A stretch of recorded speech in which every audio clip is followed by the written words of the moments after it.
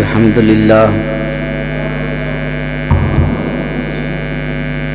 لله نحمده ونستعينه ونستغفره ونؤمن به ونتوكل عليه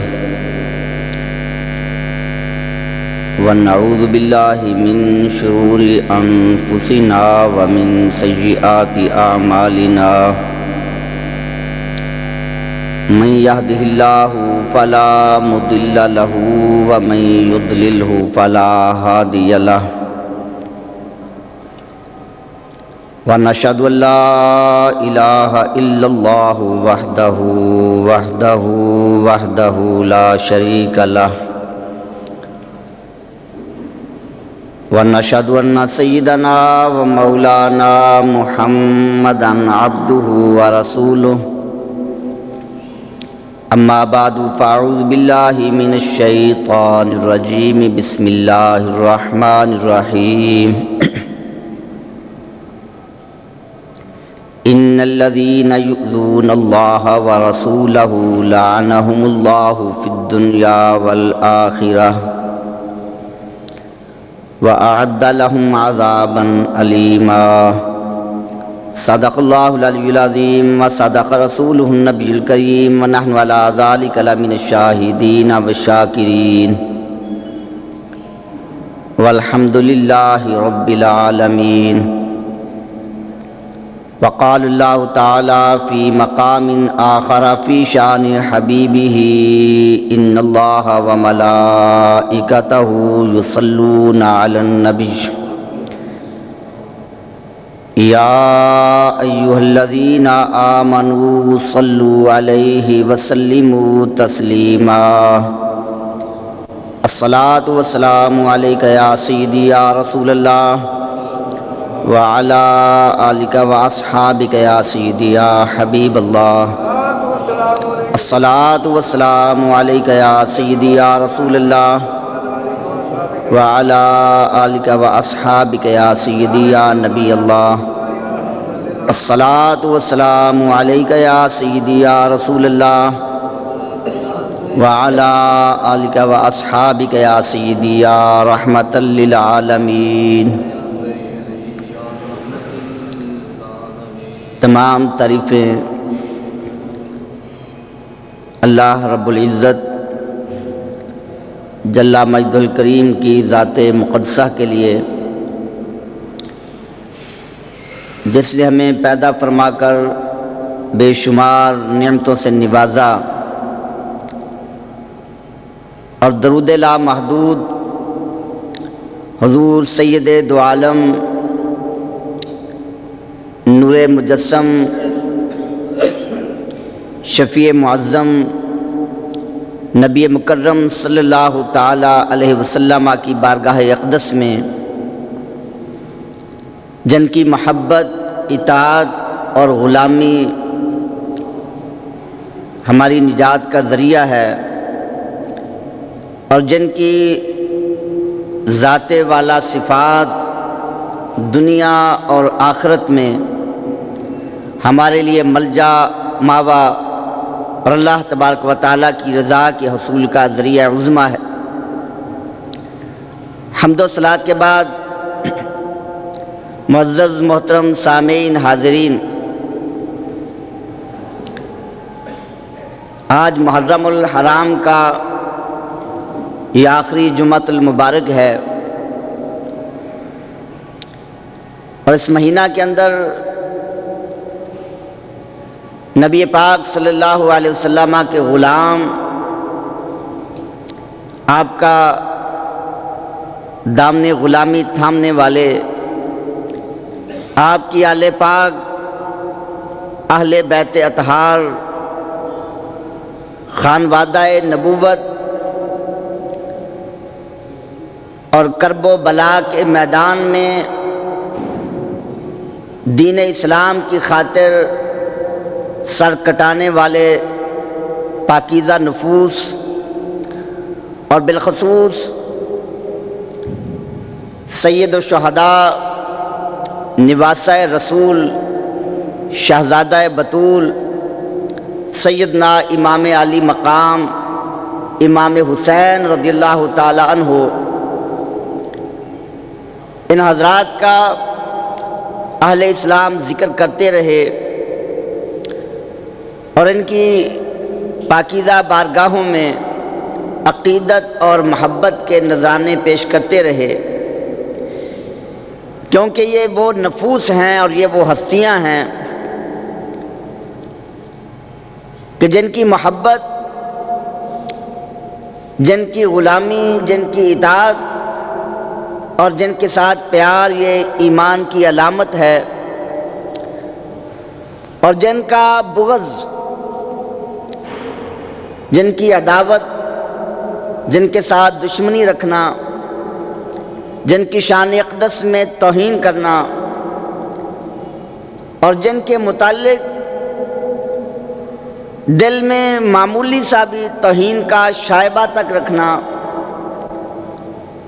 وہ انسان کے لیے دنیا اور آخرت میں ذلت اور رسوائی کا باعث ہے۔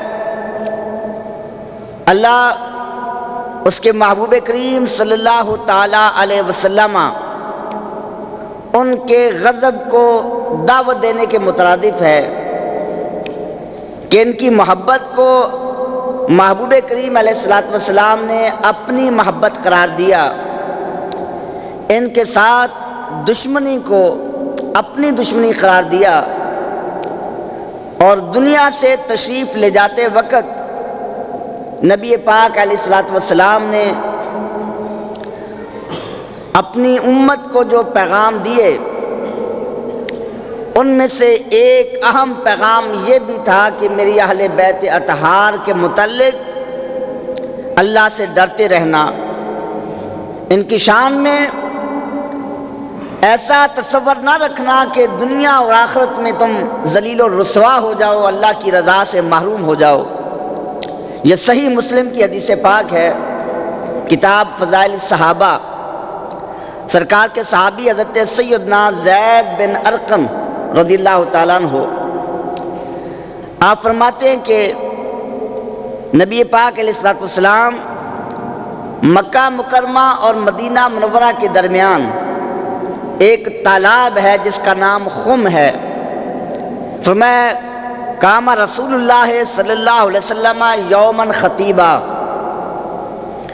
ایک روز نبی پاک علیہ الصلوۃ والسلام اس خم کے تالاب پر آپ تشریف فرما تھے، اور وہاں کھڑے ہو کر نبی پاک علیہ الصلوۃ والسلام نے خطبہ ارشاد فرمایا، خطاب کیا صحابہ کرام سے، اور محبوب نے فرمایا کہ یا ایھا الناس انما انا بشر یوشک ان یاتی رسول ربی و یجیب، فرمایا کہ لوگو، اے میرے صحابہ، میں ایک انسان ہوں، ظاہری صورت بشری کے مطابق جو بشری تقاضے اور بشری عوارض ہیں ان کا تقاضا یہ ہے کہ اللہ کا قاصد اجل کا پیغام لے کر عنقریب میرے پاس آنے والا ہے۔ یہ آپ پہلے سے خبر دے رہے ہیں کہ اب میرا وقت آخری قریب آ چکا ہے، میرے وصال کا وقت۔ یہ نہیں کہ آپ کو علم نہیں، علم نہ ہو تو خبر کیسے دی جا سکتی ہے؟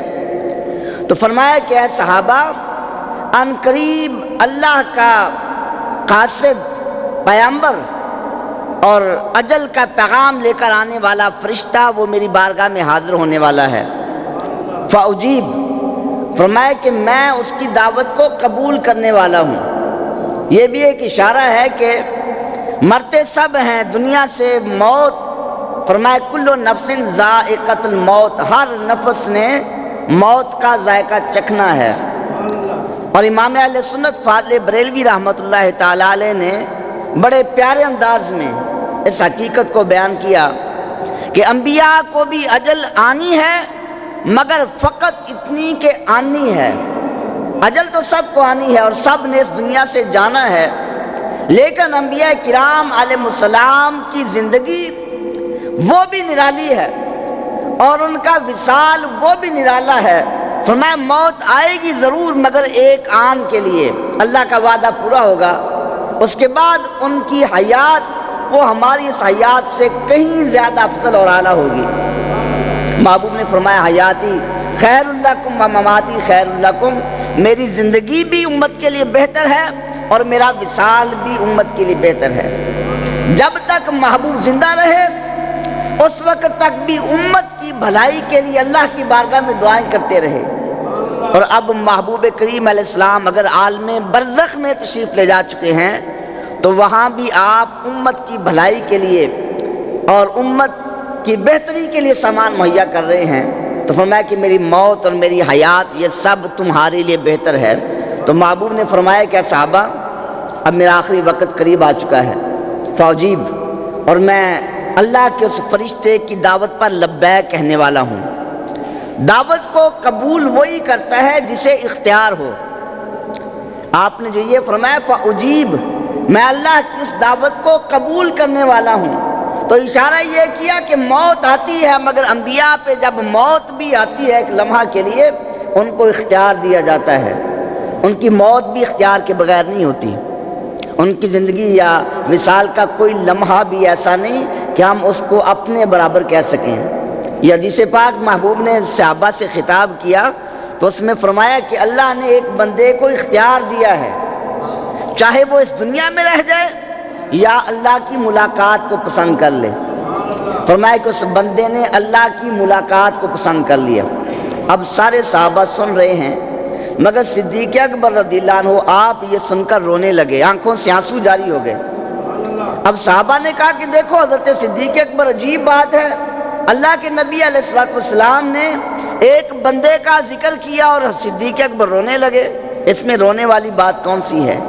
تو صحابہ فرماتے جب محبوب کا وصال ہوا پھر ہمیں پتا چلا کہ صدیق اکبر تو رازدان نبوت ہیں، جس بات کو کوئی صحابی نہیں سمجھا وہ صدیق اکبر سمجھ گئے کہ محبوب کریم علیہ السلام کا آخری وقت آ گیا اور آپ نے اللہ کی ملاقات کو اختیار کر لیا۔ اور حضرت جبریل امین بھی آ کر عرض کرتے ہیں کہ یا رسول اللہ صلی اللہ علیہ وسلم، یہ ملک الموت ہے، موت کا فرشتہ، اور یہ کسی سے اجازت نہیں مانگتا، پوچھتا نہیں ہے، اختیار نہیں دیتا، لیکن یا رسول اللہ صلی اللہ علیہ وسلم آج یہ اجازت لینے آیا ہے۔ اللہ نے حکم دیا میرا محبوب اگر چاہے گا تو آپ کی روح قبض کی جائے گی، اگر میرے محبوب پسند نہیں کریں گے تم واپس آ جانا، یا آپ کو یا رسول اللہ اختیار ہے۔ تو حدیث کے الفاظ ہیں کہ محبوب کریم علیہ السلام نے پھر حضرت جبریل امین کی طرف دیکھا، اے جبریل بتاؤ آپ مشورہ طلب کر رہے ہیں، اب کیا کروں؟ اللہ نے تو اختیار دے دیا، میں دنیا میں رہوں یا اللہ کے پاس چلا جاؤں؟ تو حضرت جبریل امین نے کی یا رسول اللہ آپ کو اختیار ہے، لیکن اللہ آپ کی ملاقات کو پسند کرتا ہے، اللہ چاہتا ہے آپ میرے پاس تشریف لائیں۔ تو محبوب نے فرمایا جب وہ خدا میری ملاقات کو پسند کرتا ہے تو میں بھی اس خدا کی ملاقات کو پسند کرتا ہوں۔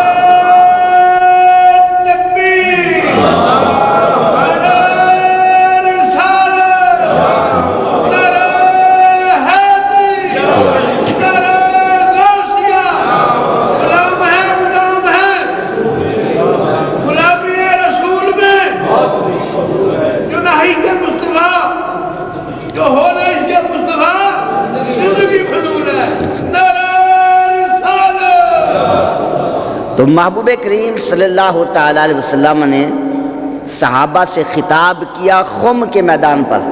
قام رسول اللہ صلی اللہ علیہ وسلم یومن خطیباً، فرمایا کہ خم کے میدان پر آپ کھڑے ہوئے تالاب کے قریب اور خطبہ ارشاد فرمایا۔ تو فرمایا کہ صحابہ انما انا بشر یوشک ان یاتینی رسول ربی فاجیب، ان قریب اللہ کا فرشتہ قاصد اجل کا پیغام لے کر میری بارگاہ میں حاضر ہونے والا ہے تو میں چلا جاؤں گا، اللہ کی اس دعوت پہ میں لبیک کہوں گا۔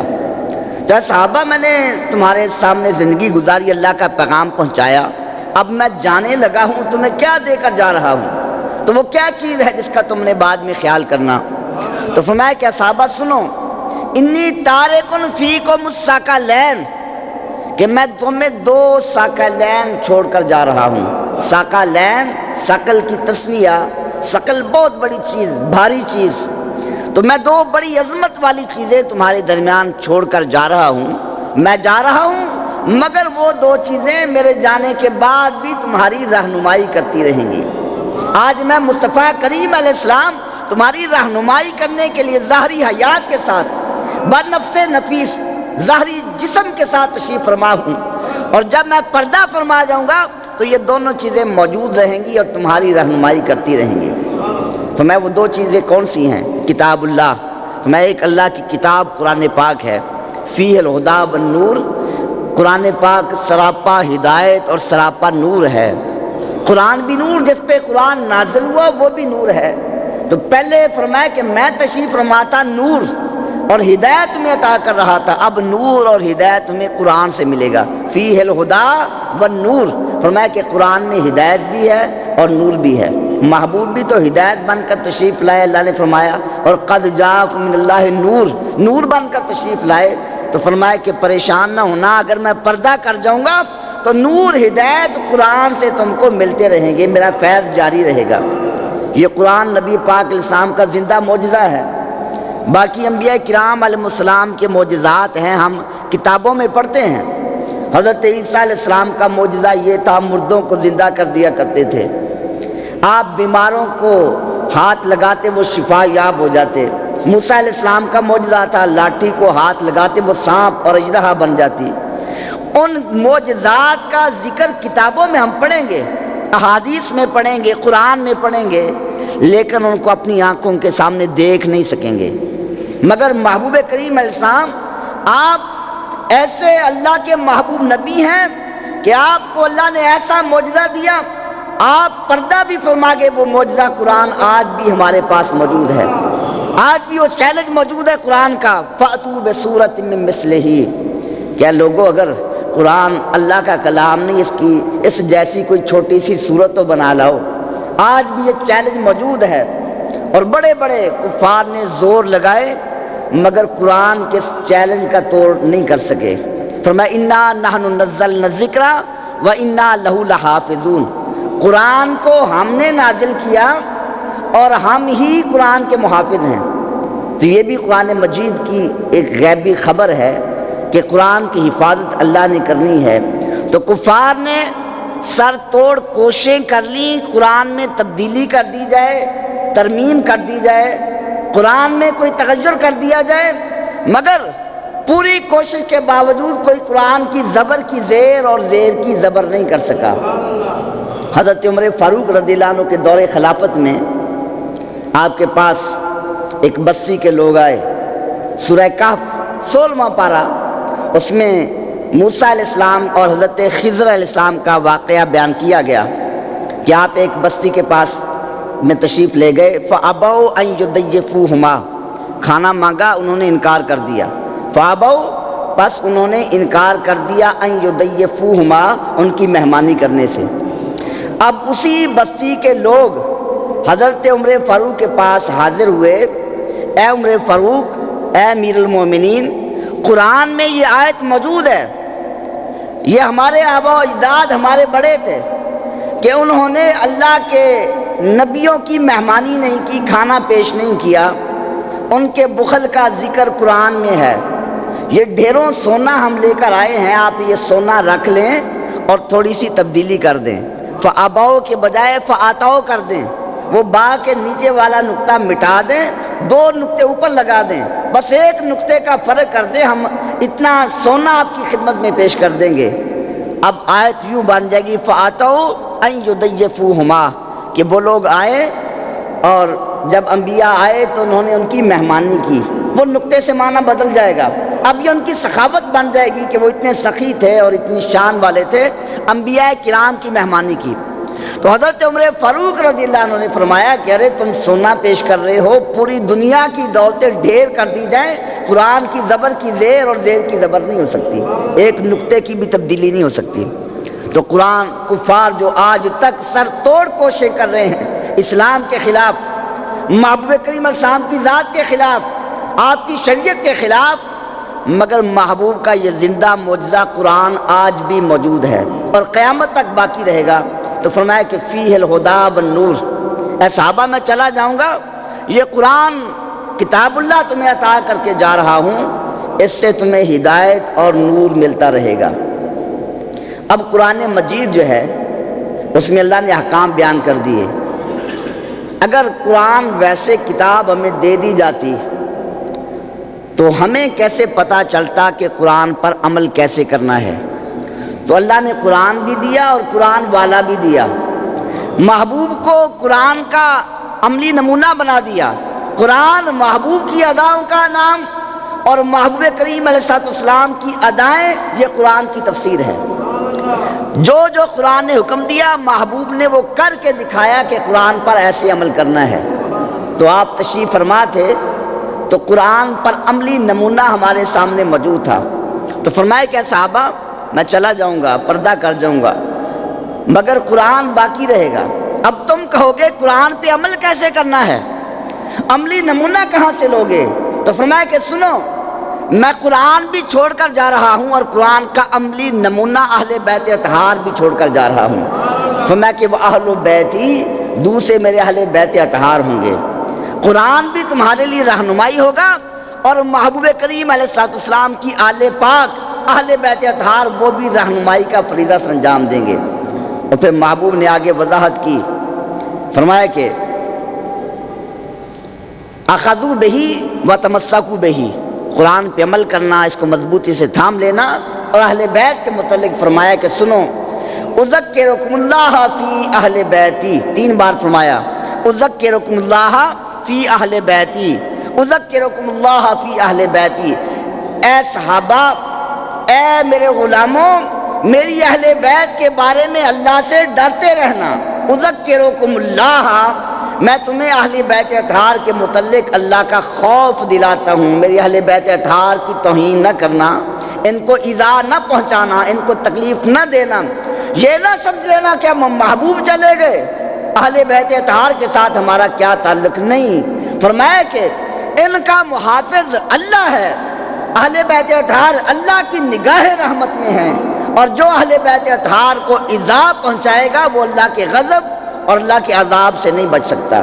اذکرکم اللہ فی اہل بیتی، تو محبوب کریم علیہ السلام نے اہل بیت اطہار کی یہ شان بیان کر دی اور یہ مقام واضح کر دیا کہ جو اہل بیت اطہار ان کو ایذا پہنچائے گا، ان کی تکلیف کا سامان کرے گا، جیسے یزید اور اس کے حواریوں نے کیا، یا یزید کا نام لیوا وہ کرتا ہے، تو فرمایا کہ وہ اللہ کے عذاب سے ڈرے، اللہ کے عذاب سے نہیں بچ سکے گا۔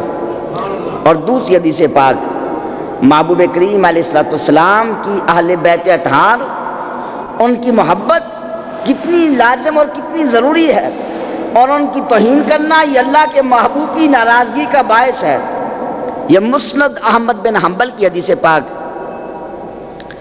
سرکار کے چچا حضرت عباس رضی اللہ تعالیٰ عنہ آپ حاضر ہوئے، یا رسول اللہ صلی اللہ علیہ وسلم، لوگ ہم سے ملاقات کرتے ہیں، عجیب معاملہ ہے، جب آپس میں ملتے ہیں تو بڑے خوش اخلاقی کے ساتھ، بڑی محبت کے ساتھ، اذا لقونا بوجوہ لا نعرفہ، جب ہم سے ملتے ہیں تو اجنبی چہروں کے ساتھ بڑی بے رخی کا مظاہرہ کرتے ہیں۔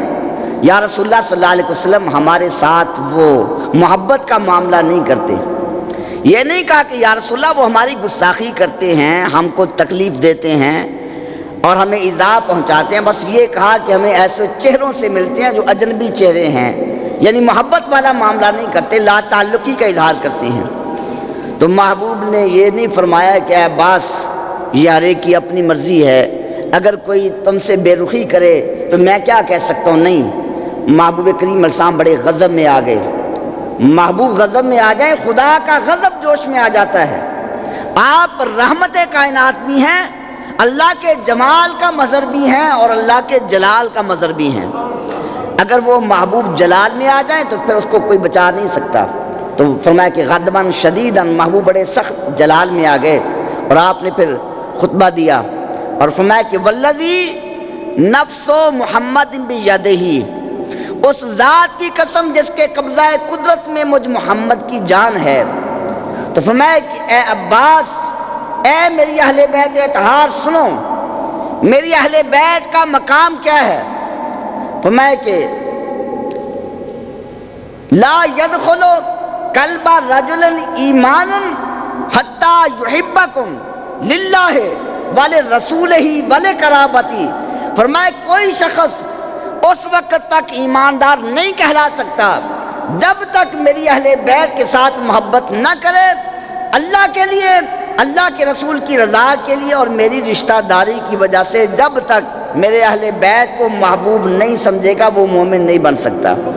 تو آپ نے فیصلہ کر دیا کہ ایمان کا مدار محبت اہل بیت پر ہے، اہل بیت سے پیار نہیں ہوگا وہ مومن نہیں ہو سکتا۔ آج تو لوگ کہہ دیتے ہیں کہ وہ امیر المومنین تھا، یزید کو وہ جنتی تھا۔ ارے جنت تو ان کے در سے ملتی ہے، وہ قاسم جنت ہیں، جنت تقسیم فرمانے والے ہیں، وہ مالک کوثر کی اولاد ہے، اس اولاد کے ساتھ یہ ظلم و ستم کرنے والا، اس کو ہم امیر المومنین کہیں، اسے ہم جنتی کہیں۔ اور صحیح سنن ترمذی میں حضرت زید بن ارقم رضی اللہ عنہ آپ سے یہ روایت ہے، محبوب نے فرمایا کہ سنو، 4 ہستیاں سیدہ فاطمۃ الزہرا، سیدنا علی المرتضیٰ شیر خدا رضی اللہ تعالیٰ عنہ اور شہزادگان امام حسن و حسین رضی اللہ عنہما۔ محبوب کی آل پاک اور بھی ہے، لیکن ان کو بعض مقامات پر نبی پاک علیہ السلام نے خصوصیت کے ساتھ بیان کیا۔ ان کی ایک الگ خصوصی اور امتیازی شان ہے، کیونکہ محبوب کریم علیہ السلام کی آل پاک کا سلسلہ وہ انہی ہستیوں سے چلا۔ یہ بھی نبی پاک کی ایک امتیازی شان ہے کہ باقی لوگوں کی نسل بیٹے سے چلتی ہے، مگر محبوب نے فرمایا کہ میری نسل میری شہزادی فاطمہ سے چلے گی، علی المرتضیٰ سے چلے گی، حسن و حسین سے چلے گی۔ تو یہ 4 ہستیاں، ان کی یہ شان ہے اور یہ امتیازی مقام ہے کہ آج جو بھی سید ہے، جو آل رسول ہے، وہ یا حسنی سید ہے یا حسینی سید ہے۔ محبوب کی آل پاک کا سلسلہ ان نفوس سے چلا۔ تو آپ نے ان 4 کو اکٹھا کیا اور پھر آپ نے فرمایا کہ سنو، اے علی، اے فاطمۃ الزہرا، اے حسن و حسین، اے میری آل پاک، تمہارا مقام کیا ہے؟ فرمایا کہ انا حرب لمن حاربتم وانا سلم لمن سالمتم۔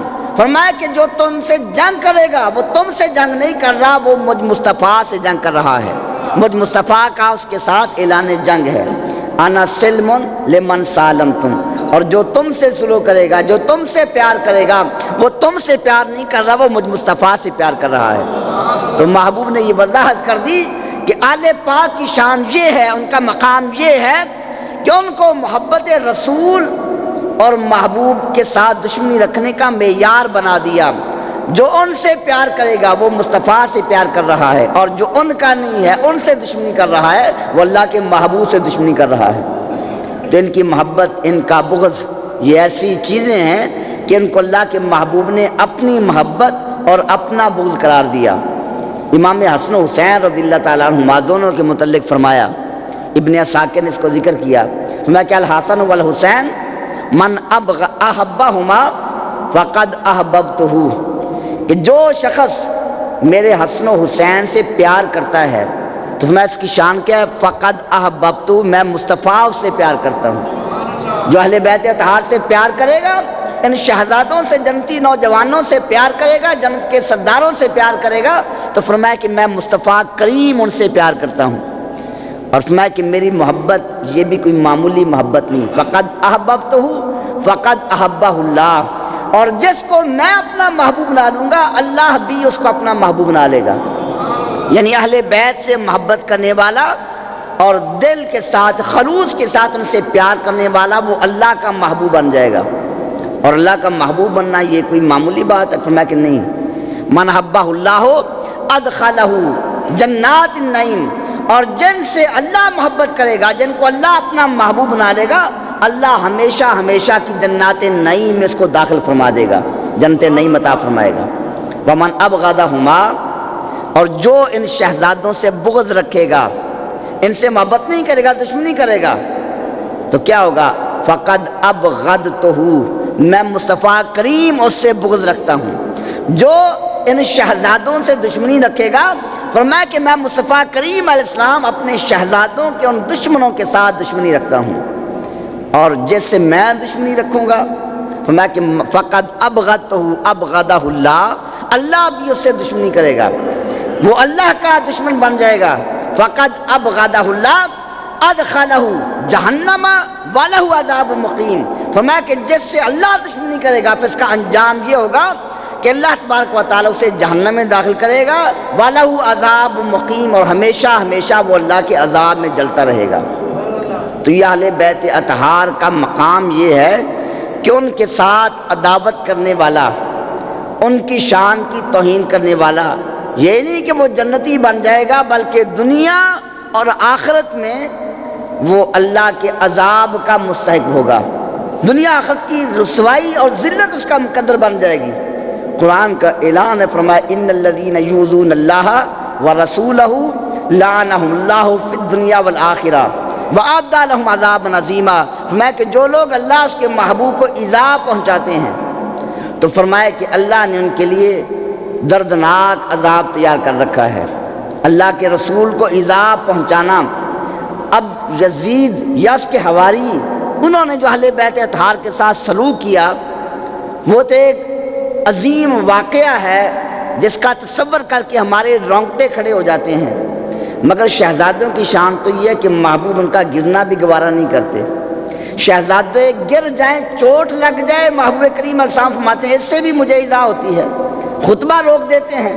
جب خطبہ کے درمیان دونوں شہزادے حاضر ہوتے ہیں اور بچپن کے عالم میں لڑکھڑاتے ہوئے آتے ہیں تو آپ نے خطبہ روک دیا اور شہزادوں کو اٹھا کر ممبر پر بٹھایا اور فرمایا کہ صحابہ سنو، یہ دونوں شہزادے آ رہے تھے یمشیان و یاسران، یہ گرتے پڑتے آ رہے تھے. فلم اصبر حتیٰ قطعت و حدیثی، مجھ سے صبر نہ ہو سکا، گوارا نہ ہو سکا، گر نہ جائیں، چوٹ نہ آ جائے، میں نے ان کو اٹھا لیا، اپنے ساتھ بٹھا لیا، خطبہ روک دیا. تو شہزادے وہ اگر گر جائیں، معمولی سی چوٹ آ جائے، محبوب کو اس سے تکلیف ہوتی ہے، اس سے ایذا ہوتی ہے، آپ کو وہ گوارا نہیں. اور وہ یزید پلید جس کے حکم سے شہزادوں کے ساتھ یہ سلوک کیا گیا، سر تن سے جدا کیے گئے، ان کے خون کو کربلا کی زمین پہ بہایا گیا اور ان کے بچوں کو، شہزادوں کو پیاسے شہید کیا گیا، ان کی مبارک نعشوں پہ گھوڑے دوڑائے گئے اور جسم کے ٹکڑے ٹکڑے کیے گئے، تو کیا اللہ کے محبوب کے سے ایذا نہیں پہنچی؟ اب بھی اگر ان ایذا پہنچانے والوں کو یہ کہے کہ وہ جنتی ہیں تو ایسا شخص خود ایمان کی چاشنی سے محروم ہے.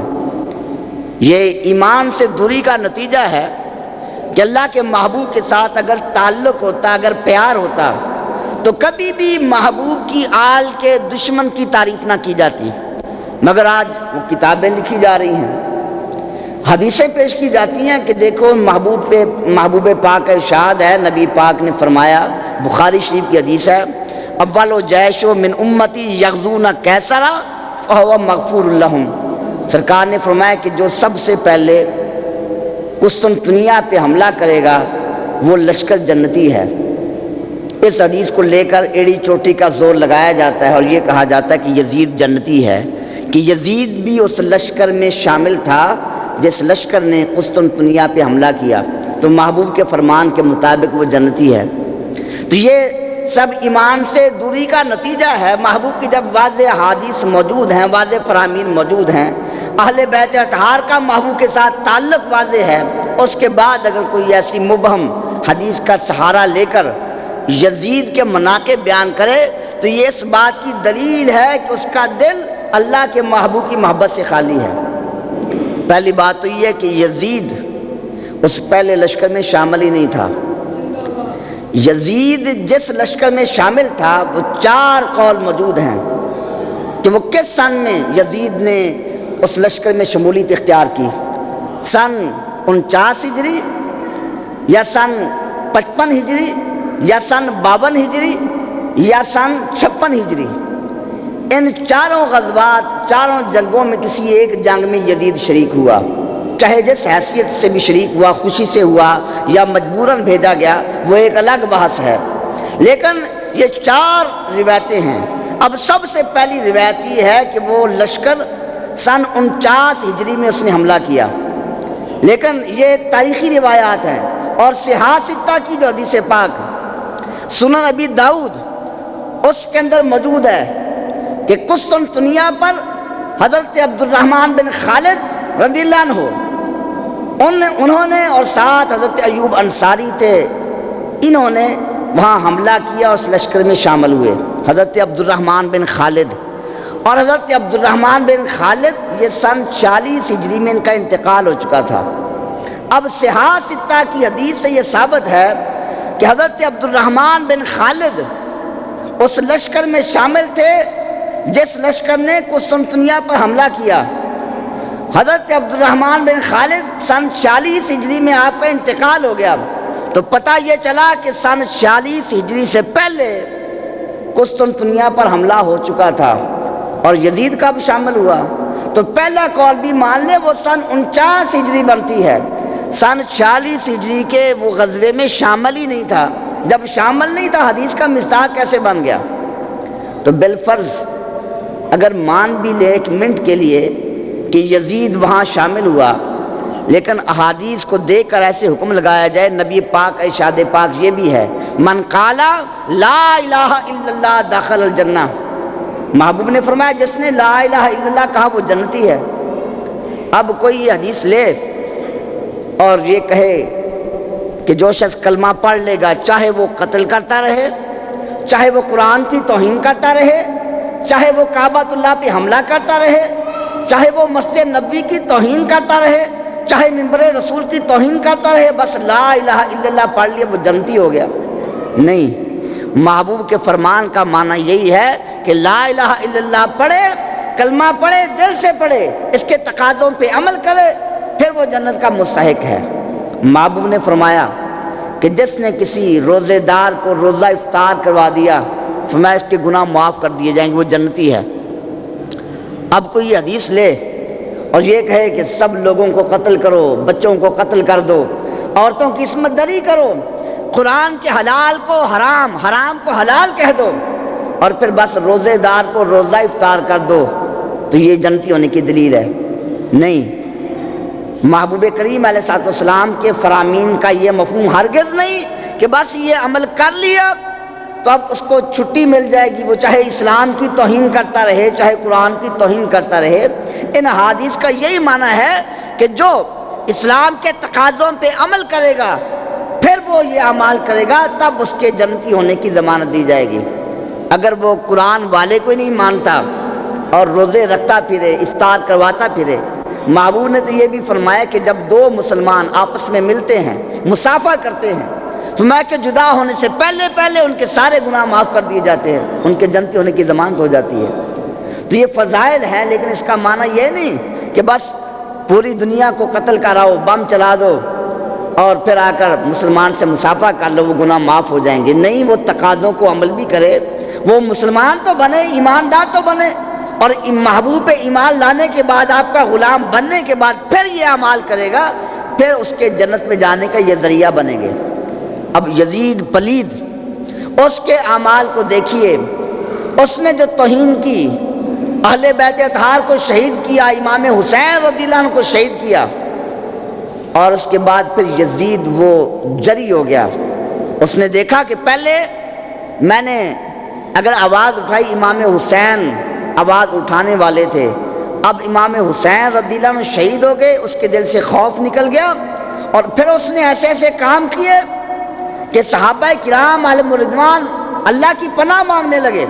حضرت عبداللہ بن حنظلہ، یہ غسیل الملائکہ جو صحابی ہیں، حضرت حنظلہ ان کے بیٹے، انہوں نے فرمایا کہ اللہ کی قسم یزید کے خلاف ہم نے اعلان جنگ اس وقت تک نہیں کیا جب تک ہمیں یہ یقین نہیں ہو گیا، ہمیں یقین ہو گیا کہ اگر ہم یزید کی بیعت نہ توڑیں گے، یزید کے خلاف اعلان جنگ نہ کریں گے، تو آسمان سے ہم پر پتھر برسا دیے جائیں گے۔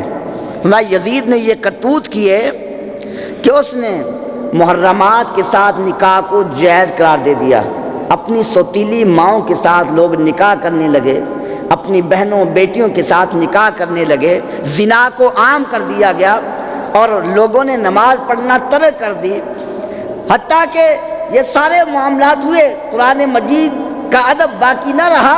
فرمایا کہ جب یہاں تک معاملات پہنچے، شراب کو عام کر دیا گیا، اور ہم نے یہ خوف کیا کہ اگر اب بھی ہم نے آواز نہ اٹھائی اور اعلان جنگ نہ کیا تو کہیں ہم پر آسمان سے پتھر برسا نہ دیے جائیں، عذاب نازل نہ ہو جائے، تو پھر ہم نے اعلان جنگ کیا۔ تو یہ یزید کے کرتوت تھے۔ مدینہ منورہ وہ مقدس شہر کہ محبوب نے فرمایا کہ جو شخص مدینہ منورہ پہ حملہ کرے گا، جو شخص مدینہ کے رہنے والوں کو خوف زدہ کرے گا، فرمایا اس پر اللہ کی بھی لعنت، سارے فرشتوں کی لعنت۔ فرمایا کہ ایسا شخص چاہے نماز پڑھتا رہے، چاہے ساری زندگی نفل پڑھتا رہے، لا يقبل منہ صرف ولا عدلا، فرمایا کہ اس کا نہ فرض قبول کیا جائے گا نہ نفل قبول کیا جائے گا۔ یہ مدینہ منورہ کا احترام ہے۔ محبوب نے فرمایا کہ جو میرے مدینہ کی بے حرمتی کرتا ہے، مدینہ منورہ کے رہنے والوں کو خوف زدہ کرتا ہے، فرمایا کہ وہ ملعون ہے، اور چاہے وہ نفل ادا کرتا رہے، فرض پڑھتا رہے، اس کا نہ نفل قبول ہوگا نہ فرض قبول ہوگا۔ اور یزید نے کیا کیا؟ مدینہ منورہ کی یزید نے کیا توہین کی؟ تو آپ یزید کے حالات پڑھیں اور یہ واقعات پڑھیں۔ یزید نے مدینہ منورہ پر جب حملہ کیا، وہاں کی مستورات کو اپنے لشکر کے لیے حلال قرار دے دیا، وہاں کی خواتین کی بے حرمتی کی گئی۔ 700 سے زیادہ مدینہ منورہ میں صحابہ کرام کو شہید کیا گیا۔ وہ صحابی کہ امت بعد میں چاہے پہاڑ کے برابر بھی نیکیاں کر لے، صحابی کے ایک عمل کے برابر نہیں ہو سکتا۔ اس نے 700 سے زیادہ صحابہ کو شہید کروایا، اور پھر قریباً 10,000 لوگ وہاں کے شہید کیے گئے، جن میں تابعی نظام صحابہ کی زیارت کرنے والے تھے۔ مسلم بن عقبہ جس کو سپہ سالار بنایا اور مدینہ منورہ پر حملہ کیا، اور اتنا ظالم شخص تھا، ایک عورت کا بیٹا مدینہ منورہ کا رہنے والا، اس کو گرفتار کر لیا۔ وہ ماں فریاد لے کر آئی، میرے بیٹے کو چھوڑ دیا جائے۔ اس سپہ سالار نے کہا کہ اس کو بلاؤ، اس کے بیٹے کو قید سے نکال کر باہر لایا گیا۔ جلاد کو حکم دیا اور اس کا سر قلم کر کے اس بوڑھی عورت کے ہاتھ میں پکڑا دیا کہ جاؤ شکر کرو تمہاری جان بچ گئی ہے، ورنہ اس کی جگہ تمہیں قتل کر دیا جاتا۔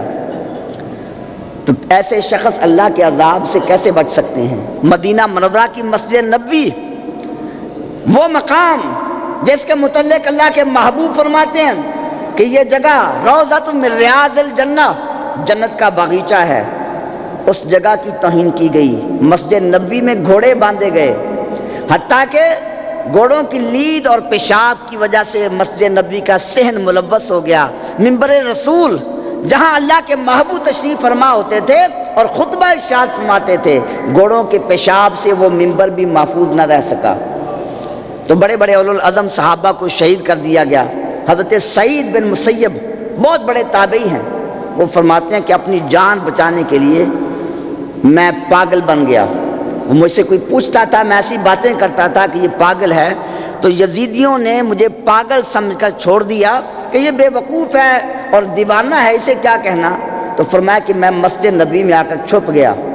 تو فرمایا کہ 3 دن تک مسجد نبوی میں اذان نہیں ہوئی اور نماز نہیں پڑھی گئی، لیکن فرمایا کہ اللہ کے محبوب کا تصرف دیکھو، جب نماز کا وقت آتا تھا روضہ انور سے اذان کی آواز بھی سنائی دیتی، اقامت کی آواز بھی سنائی دیتی، اور جماعت کی آواز بھی سنائی دیا کرتی تھی۔ یعنی اللہ کے محبوب کریم علیہ السلام ملاحظہ فرما رہے تھے، یہ اللہ کی حکمتیں ہیں، آپ دیکھ رہے تھے۔ بعض لوگ ایسے بدبخت ہیں کہ دیکھو جی اللہ کے محبوب کو اختیار ہوتا تو اللہ کے محبوب بچا نہ لیتے۔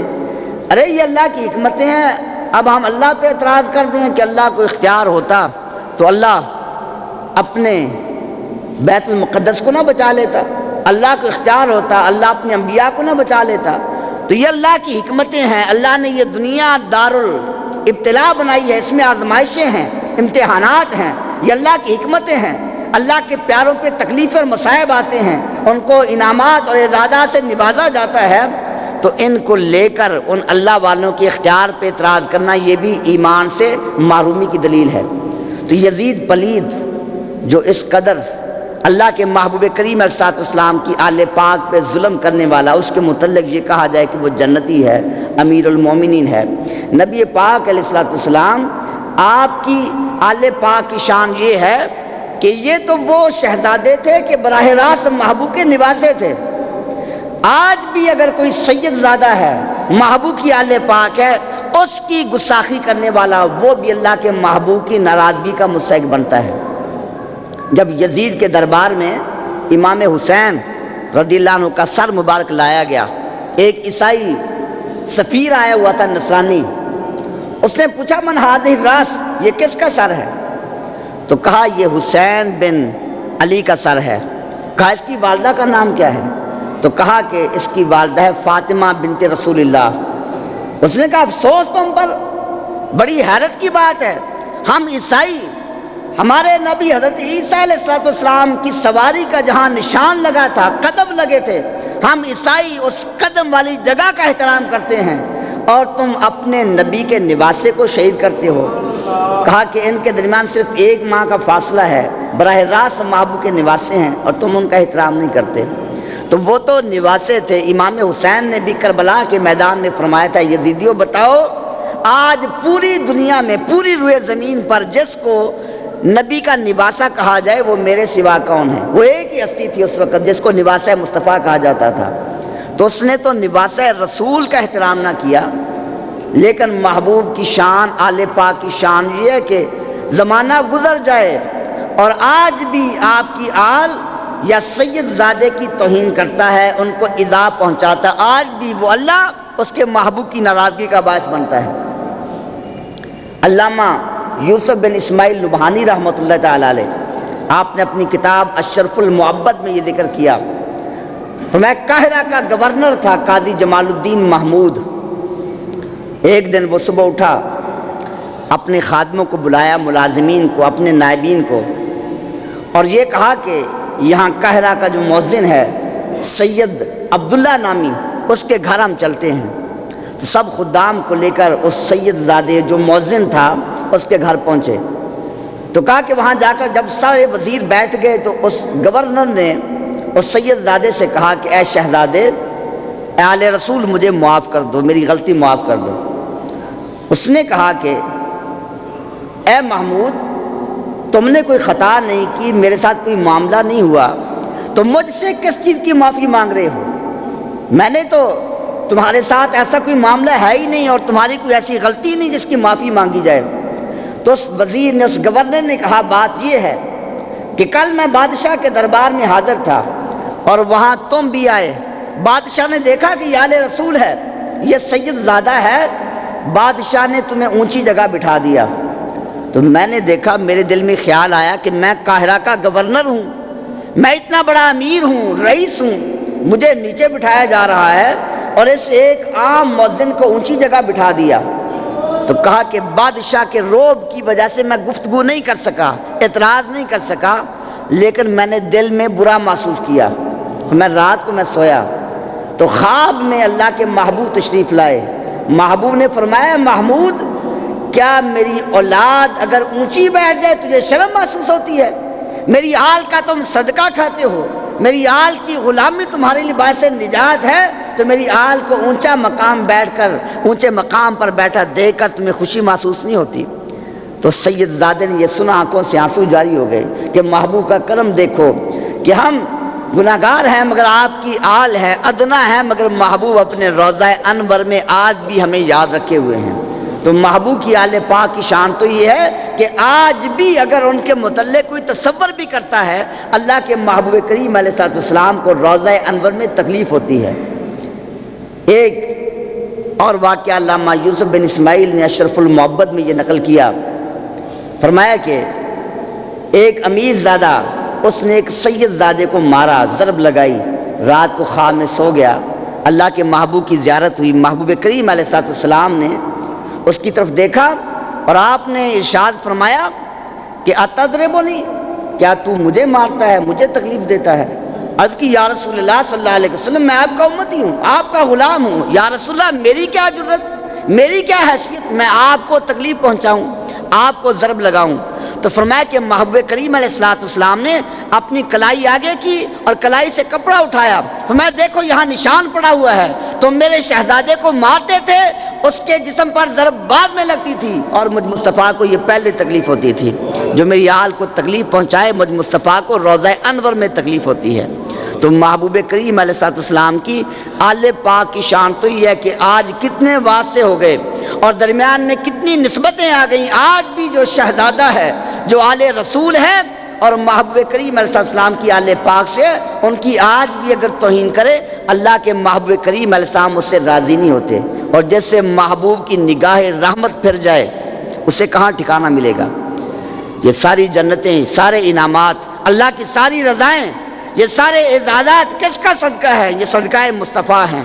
اگر وہی محبوب ناراض ہو گئے، ان کی نگاہ رحمت پھر گئی، تو پھر کہیں پناہ نہیں ملے گی۔ اسی طرح شیخ محی الدین ابن عربی رحمۃ اللہ علیہ بہت بڑے صوفی ہیں، اور آج بھی ان کی تصوف کی کتابیں، اور بڑے بڑے علماء علامہ جو ہیں وہ بھی ان کی کتابیں سمجھنے سے قاصر ہیں، علم تصوف میں جو کتابیں لکھی۔ تو آپ نے اپنی کتاب میں یہ لکھا کہ حضرت عبداللہ بن مبارک بہت بڑے، یہ بھی صوفی ہیں اور تابعین میں سے ہیں، تو فرمائے کہ انہوں نے کہا کہ بغداد شریف کے اندر ایک شخص، ایک بزرگ تھے، حج پر جانے کا ارادہ کیا، 500 دینار پاس موجود ہیں، اور اپنے گھر سے نکلے بازار کی طرف تاکہ جا کر ضروریات کا سامان خریدیں۔ آگے گئے تو دیکھا ایک سید زادی ہے، آل رسول سے ہے۔ کہا کہ بزرگ میں سید زادی ہوں، آل رسول ہوں، اور میرے گھر میں بچیوں کے پاس سر ڈھانپنے کے لیے کپڑا تک نہیں ہے، 4 دن ہو گئے ہیں، ہم فاقے سے ہیں، کوئی لقمہ نہیں کھایا، ہماری کچھ امداد کرو۔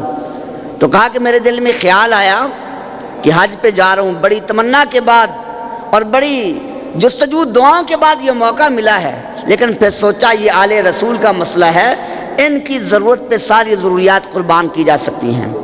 تو فرمایا کہ میں نے وہ 500 دینار جیب سے نکالے اور سارے کے سارے سید زادی کے حوالے کر دیے، گھر چلا گیا۔ پریشانی تو تھی لیکن دل کو سکون تھا کہ آج اللہ کے محبوب کریم علیہ السلام کی آل پاک کی خدمت کی ہے۔ فرمایا زمانہ گزر گیا، حج کا زمانہ گزرا، مجھے پتہ چلا کہ میرے ساتھی جو ہیں وہ حج سے واپس آئے ہیں۔ میں آگے گیا استقبال کے لیے، اپنے دوست سے ملا اور کہا کہ مبارک ہو، اللہ نے تم کو حج کی سعادت دی، اللہ تمہارا حج قبول کرے۔ تو اس نے کہا تمہیں بھی مبارک ہو، اللہ تمہارا بھی حج قبول کرے۔ میں کہ بڑا حیران ہوا، میں نے تو حج ہی نہیں کیا، یہ مجھے حج کی مبارکباد دے رہا ہے۔ پھر دوسرے سے ملا، تیسرے سے ملا، پھر میں جس حاجی سے ملتا وہ مجھے مبارکیں دیتا کہ اللہ تمہیں مبارک کرے، تمہارا حج قبول کرے۔ تو فرمایا میں گھر آ گیا، اسی پریشانی میں تھا، جب سویا خواب میں محبوب کی زیارت نصیب ہو گئی، سرکار تشریف لائے، عرض کی یا رسول اللہ صلی اللہ علیہ وسلم یہ عجیب معاملہ، میں حج پہ نہیں گیا مگر آج مجھے لوگ حج کی مبارکیں دے رہے ہیں۔ فرمایا کہ اے میرے غلام تو حج پہ نہیں گیا لیکن تو نے اپنے حج کی رقم میری حال پہ خرچ کر دی، اللہ کو تیرا عمل اتنا پسند آیا، اللہ نے تیرا ہم شکل فرشتہ پیدا کر دیا ہے، اب قیامت تک تو حج کے لیے نہیں بھی جائے گا، تیری جگہ وہ فرشتہ حج کرتا رہے گا اور اللہ تجھے حج کا ثواب عطا کرتا رہے گا۔ تو محبوب کریم علیہ السلام کی آل پاک آج صدیاں گزر گئی ہیں، آج درمیان میں سینکڑوں واسطے آ گئے ہیں، آج بھی ان کی جو تعظیم کرے گا تو آج بھی وہ اللہ کے محبوب کی رضا کا مستحق بنے گا۔ اسی طرح علامہ ابن جوزی رحمۃ اللہ علیہ اپنی کتاب الملتقط میں لکھتے ہیں، فرمایا کہ ایک سید زادی سمرقند کے رہنے والی، وہ بھی اسی طرح پریشان لاچار، خامد فوت ہو گیا اور بچیوں کی کفالت کرنے والا کوئی نہیں، تو شہر کے اندر آئی، دیکھا ہے کہ ایک جگہ رئیس بیٹھا ہے، امیر، اور لوگ اس کے پاس ضروریات پیش کر رہے ہیں، اپنی بچیوں کو مسجد میں بٹھایا اور اس وزیر کے پاس، رئیس کے پاس گئی اور کہا کہ میں سید زادی ہوں، میری بچیاں ہیں، ان کے پاس کھانے کے لیے کوئی سامان نہیں ہے، ہماری امداد کرو۔ اس رئیس نے کہا اگر تو سید زادی ہے کوئی گواہ لا، ثبوت پیش کر، کیا ثبوت ہے تیرے پاس، کیا گواہ ہے تیرے سید زادی کا؟ اس نے کہا گواہ کوئی نہیں۔ اس نے کہا اگر ثبوت پیش نہیں کر سکتی پھر میں تیری کوئی مدد نہیں کر سکتا، واپس چلی آئی۔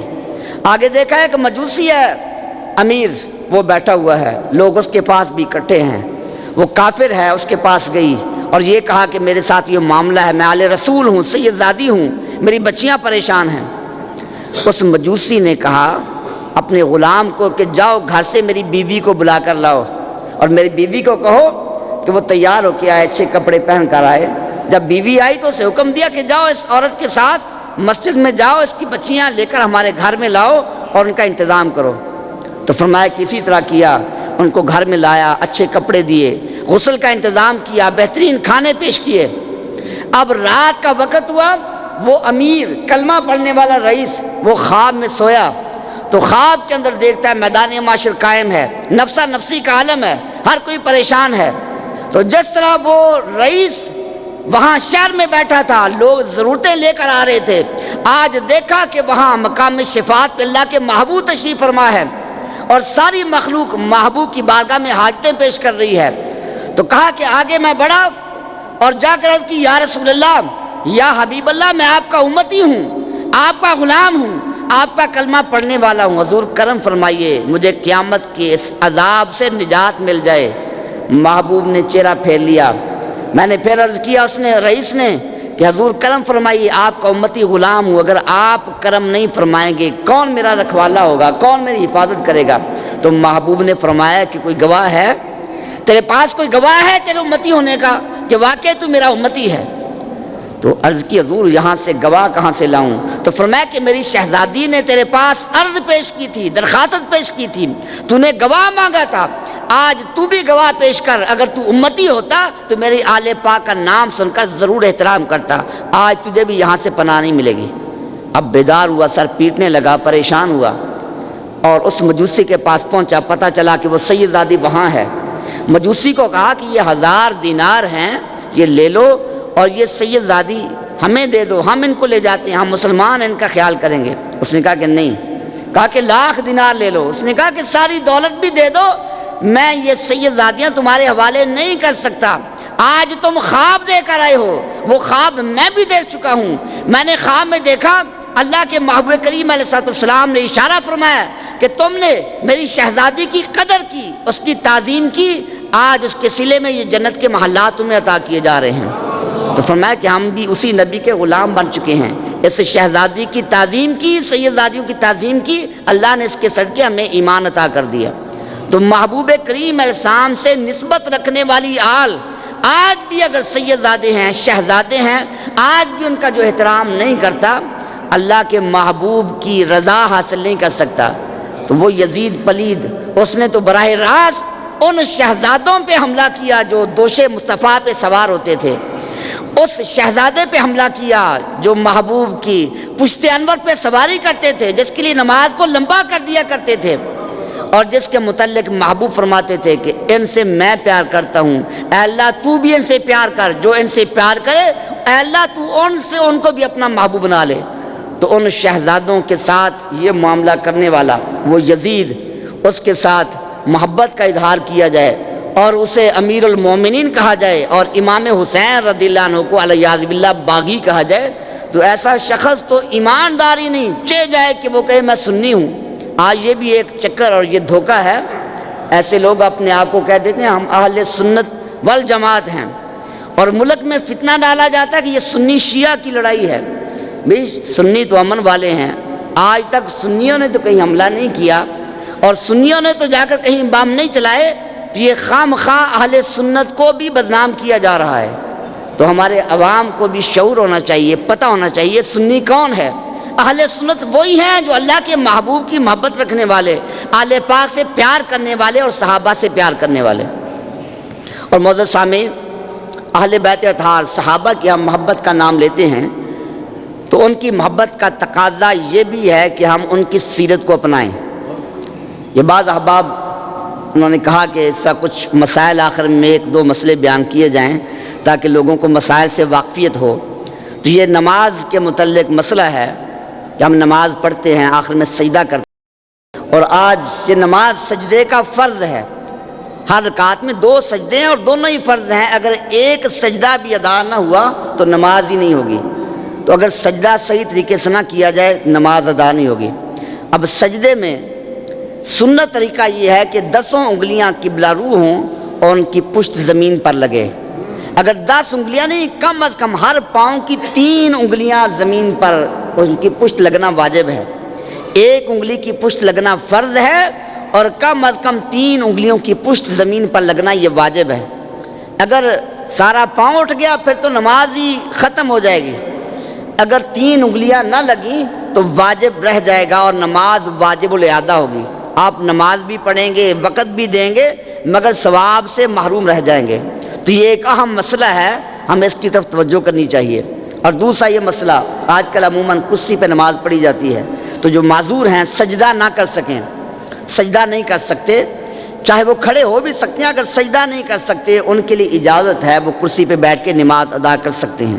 ہاں اگر کوئی شخص سجدہ بھی کر سکتا ہے، رکوع بھی کر سکتا ہے، تو وہ صرف یہ دیکھے کہ میں زیادہ دیر کھڑوں گا تھک جاؤں گا اس لیے وہ کرسی پہ بیٹھے، تو یہ درست نہیں، اس کی نماز ہی نہیں ہوگی، کیونکہ نماز میں قیام فرض ہے۔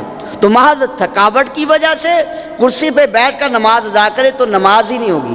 ہاں جو معذور ہے واقعی وہ سجدہ نہیں کر سکتا اور اس کے اندر پاؤں صحیح طریقے سے نہیں رکھ سکتا، تو وہ نماز بیٹھ کر یا کرسی پر ادا کر سکتا ہے۔ لیکن وہاں کرسی پہ جب نماز پڑھتے ہیں تو عموماً یہ دیکھا گیا کہ جب سجدے کا مرحلہ آئے تو کچھ لوگ ایسا ہاتھ آگے کریں گے اور پھر سجدہ کریں گے، حالانکہ ایسا طریقہ نہیں ہے۔ اور بعض آج کل عموماً کرسیاں ایسی بنی ہیں کہ وہاں سجدے والی جگہ بنی ہوتی ہے، تو ایسا کوئی طریقہ نہیں، بلکہ کرسی پہ اسی طرح بیٹھتا ہے جیسا تشہد کی حالت میں بیٹھتے ہیں۔ جب رکوع کرنا ہے تب بھی اشارہ کرے، سجدہ کرنا ہے پھر بھی اشارہ کرے سر سے، صرف فرق یہ ہوگا کہ سجدے کے وقت اشارہ وہ زیادہ نیچے کریں گے اور رکوع کا اشارہ کم ہوگا، ہاتھ کو نہیں اٹھائیں گے۔ اب بلا ضرورت اگر ہم ہاتھ کو اٹھا دیں تو یہ ہاتھ نماز میں اٹھا رہے ہیں، نماز ختم ہو جائے گی۔ تو ہم اس مسئلہ سے غفلت کی وجہ سے اگر معذور ہیں، نماز پڑھ رہے ہیں، کیونکہ یہ محبوب کا ارشاد ہے کہ ہر شخص پر علم کی طلب فرض ہے، طالب العلم فریضہ، ہر شخص پر علم حاصل کرنا فرض ہے۔ تو جو شخص نمازی ہے نماز کے مسائل جاننا ضروری ہے، تاجر ہے تجارت کے مسائل ضروری ہیں، وکیل ہے وکالت کے مسائل جاننا ضروری ہے۔ اسی طرح جب وہ معذور ہے تو عذر والے مسائل جاننا بھی اس پہ ضروری ہے کہ میں اب کرسی پہ نماز پڑھنے لگا ہوں، معذوری ہے، تو پھر فرض بنتا ہے کہ عالم دین سے پوچھے، فَاسْأَلُوا أَهْلَ الذِّكْرِ إِن كُنتُمْ لَا تَعْلَمُونَ، اگر علم نہیں علماء سے پوچھو۔ تو یہ اگر کہے کہ میں جاہل ہوں، مجھے پتہ نہیں تھا، تو عذر، یہ قیامت کے دن جہالت عذر نہیں ہوگا۔